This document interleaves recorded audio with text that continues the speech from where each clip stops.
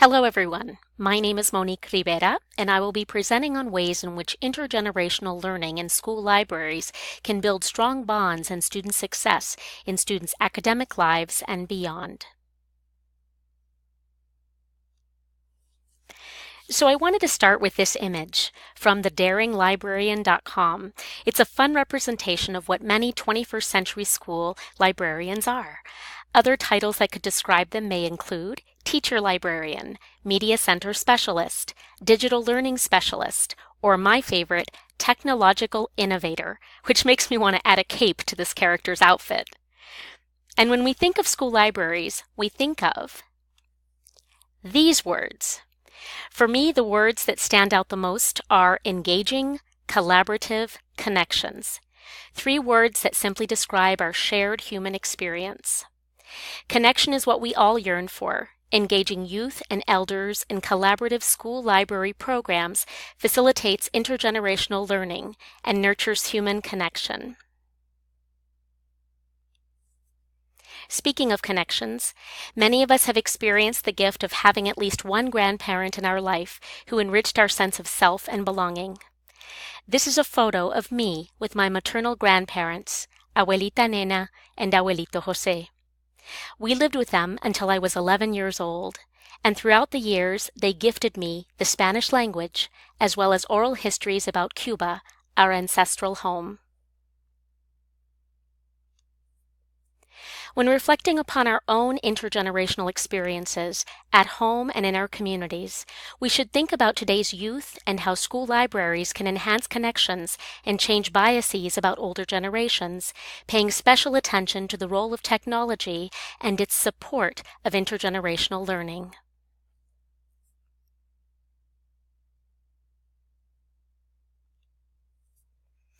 Regarding oral histories, I wanted to highlight how we can preserve this art form through school library programs. One program idea could be a weekly student-elder chat to exchange stories, explore the technology in the library together, and build friendships. Once a semester, a storytelling festival could be coordinated and hosted by the school library, bringing together students, their families, the elders, and the school community to share stories, in person or digitally, using programs like iMovie or Animoto.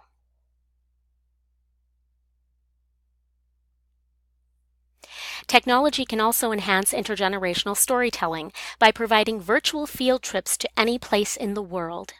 Using a website like Google Maps or Google Earth, elders and students can bring their family stories to life by exploring where their relatives or ancestors lived, and presenting the information visually at the storytelling festival in the school library.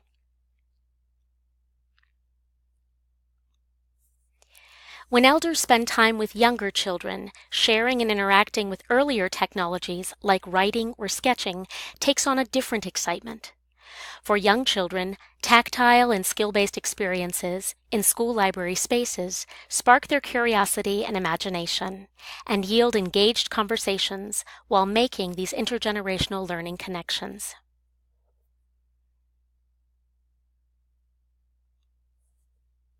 School library reading programs that invite grandparents and older community members to volunteer their time with students can be life-changing and strengthen the human bond between the participants. Reading programs also offer opportunities for intergenerational dialogue, oral and visual learning, and teach children ways to interpret body language as well. These intergenerational relationships move beyond charity and evoke emotions of appreciation and gratitude.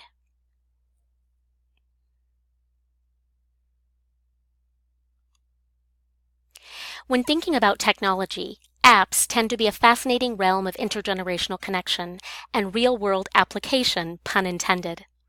A retirement community in Bethesda, Maryland, recently made a blog post on their website titled Unexpectedly Innovative Apps for Seniors. On this list were Skype and Goodreads, apps that could easily serve as intergenerational tools in working with students in a school library.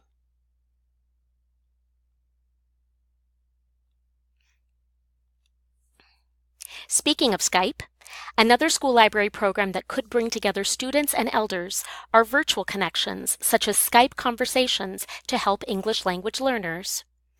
If the participants cannot meet in person, school libraries can serve as a conduit to facilitate these conversations, while engaging elders to want to learn and be comfortable using this technology.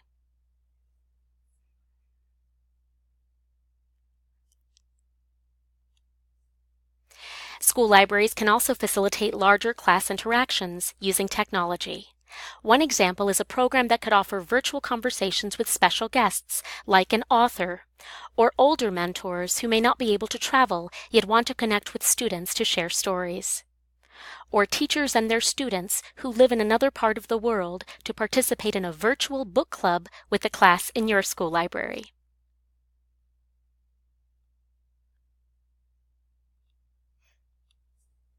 As for gaming in the school library, gaming systems like the Nintendo Wii offer intergenerational activities like bowling or tennis.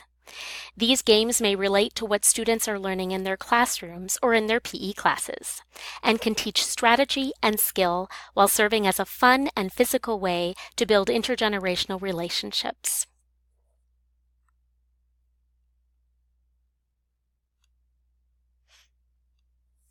And of course, we must include the phenomenon of makerspaces in school libraries.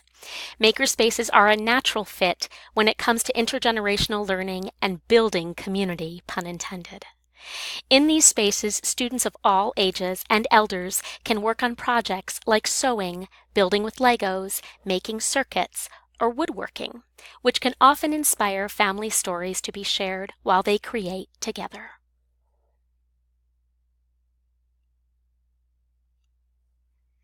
Intergenerational learning can also be incorporated into outdoor makerspaces at the school, like the one pictured here.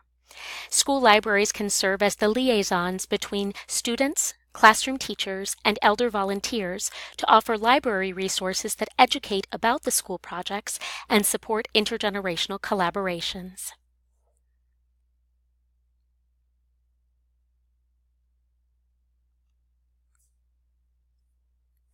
The U.S. Census Bureau estimates that by the year 2050, the number of adults ages 65 and older will nearly double and make up about 20% of the U.S. population, while youth ages 17 and under will make up about 30%. This means that in about 30 years, nearly half of the U.S. population will be a combination of youth and seniors. Anticipating this and technological advances, we should design innovative opportunities now that bring these two populations together to establish an intergenerational learning culture.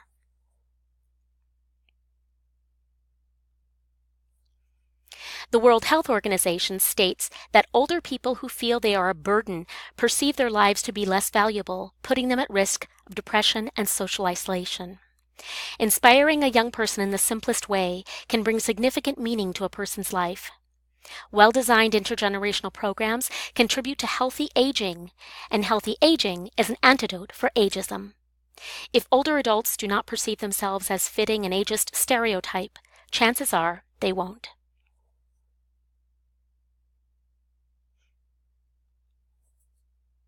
As the trend rises to combine senior living communities and preschools to function in the same building, for example, school libraries can also support the need for intergenerational school communities and their positive impact on learning. In addition to building friendships with the elders, students of all ages witness the challenges of aging and learn to understand that challenges do not define the people who face them.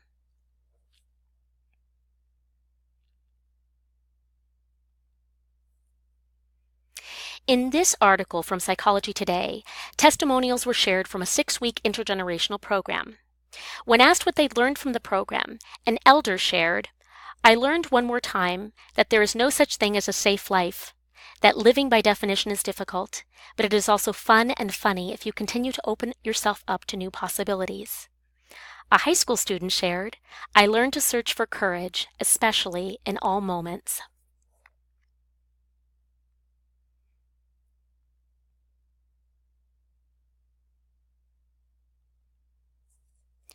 I would like to end my presentation by paraphrasing an excerpt from an article in the Anthropology of Children and Youth interest group. Differing generational perspectives promote dialogue that challenge individuals' assumptions, from old to young and young to old.